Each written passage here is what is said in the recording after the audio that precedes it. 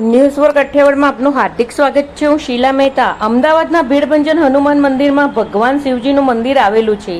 આ મંદિરની સ્થાપના 1941માં થઈ હતી। ત્યારથી ચંપકભાઈ રાવલ મંદિરનો પૂજાપાઠ કરતા હતા અને હાલ તેમની પેઢી પ્રમાણે તેમના વંશજ નરેન્દ્રભાઈ રાવલ મંદિરમાં સેવા આપી રહ્યા છે।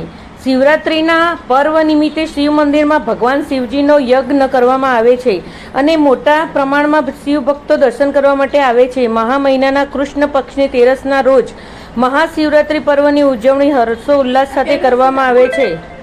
અમદાવાદના શિવાલયોમાં, સોસાયટીઓમાં તથા ઘરોમાં શિવરાત્રિના દિવસે પૂજાપાઠ અને હવન કરવામાં આવે છે। મોટાભાગના લોકો તહેવારોની ઉજવણી ઉપવાસ કરીને કરતા હોય છે। શિવ ભક્તો ઢોલ, નગારા, ઝાલર, મંજીરા, શંખનાદ કરીને વાતાવરણને વધુ ભક્તિમય બનાવે છે।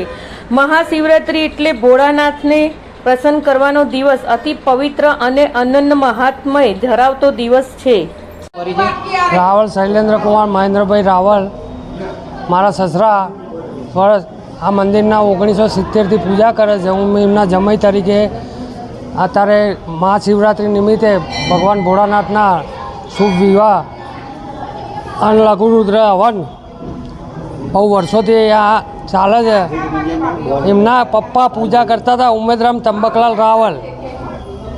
એમનો સાથ સહકારથી આજે પેઢીઓથી પેઢીઓ આ મંદિર ચાલ્યું આવ્યું છે। કોઈ ટ્રસ્ટી નથી અને કોઈ મંદિરનું રજિસ્ટ્રેશનમાં એ નથી। શિવરાત્રિ નિમિત્તે મંદિરમાં શું કાર્યક્રમ કરવામાં આવે? શિવરાત્રિ નિમિત્તે સાંજે 4:30 વાગે ભાંગના નિમિત્તે પ્રસાદનું આયોજન કરવામાં આવે છે। બપોરે ફરાર, બ્રાહ્મણ બ્રહ્મભોજન અને કાલે ભોળાનાથનો થાળ ધરાવવામાં આવે છે।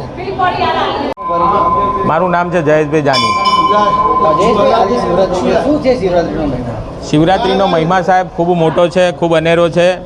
શિવ ભક્તોમાં આજે શિવરાત્રિનો મહિમા છે। એ આજે શિવરાત્રિના દિવસે ભગવાન શિવ અને માતા પાર્વતીના વિવાહનો દિવસ છે અને આપણા જે સનાતન ધર્મ છે એમાં શિવરાત્રિ વિશે ઘણી લોકવાયકાઓ છે અને ઘણી જ વાર્તાઓ છે।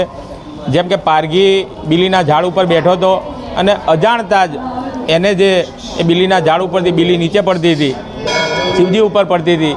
એ કારણથી પણ એ પ્રમાણેની પણ એક લોકવાયકા છે। અને અહીંયા આ જે મંગલેશ્વર મહાદેવ છે, આમાં દર શિવરાત્રિએ લઘુરુદ્રનું કોકા મહારાજથી આયોજન કરે છે અને ખૂબ સારું એવું આયોજન હોય છે અને દરેક ભાવિક ભક્તો અહીંયા દર્શનનો લાભ લે છે અને ઘણા એવા ભક્તોની મનોકામનાઓ પણ પૂરી થઈ છે। ખુદ એમના ઘરમાં જ ભગવાન મહાદેવે ભગવાન લવકુશ જેવા સરસ સુંદર મજાના 2 દીકરા પણ આપેલા છે। એટલે આ ભગવાન શિવની મહિમા ખૂબ અપરંપાર છે અને શિવરાત્રિના દિવસે જે પણ ભક્તો મહાદેવજીના દર્શન અને મહાદેવજીનો અભિષેક કરી ખૂબ જ ધન્યતાને અનુભવે છે। એ જ બસ શિવરાત્રિનો મહાપર્વ છે।